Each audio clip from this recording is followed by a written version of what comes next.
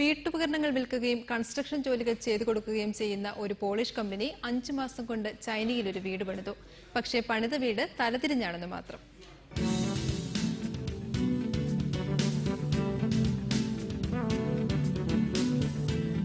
ചൈനയിലെ ഷാങ്ഹായ് വിമാനത്താവളത്തിനടുത്തുള്ള ഒരു ചെറിയ പട്ടണത്തിൽ ഇപ്പോൾ സന്ദർശകരുടെ വൻ തിരക്കാണ്.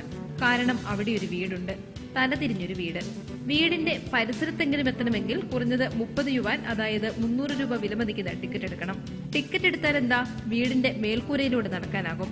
മേൽക്കൂരയിലൂടെ നടന്ന് മുകളിലേക്ക് നോക്കിയാൽ തലയ്ക്ക് മുകളിൽ തലകീഴായി തൂങ്ങിക്കിടക്കുന്ന വീട്ടുപകരണങ്ങൾ കാണാം.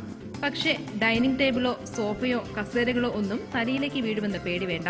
വീടിന്റെ മുകൾ ഭാഗത്ത് ഈ ഉപകരണങ്ങൾ കൃത്യമായി ഉറപ്പിച്ചിട്ടുണ്ട്. ഡൈനിങ് ടേബിളുകളിൽ ഇരിക്കുന്ന സ്പൂണുകൾ പോലും താഴേക്ക് വീഴില്ല. ഡൈനിങ് റൂമും ലിവിംഗ് റൂമും മാത്രമല്ല, ബാത്റൂം പോലും ഈ വീട്ടിൽ തലതിരിഞ്ഞതാണ്. എത്ര പണം മുടക്കിയാലും ഈ തലതിരിഞ്ഞ വീട്ടിലെത്തുന്നത് നഷ്ടമാവില്ലെന്നാണ് സന്ദർശകർ പറയുന്നത്.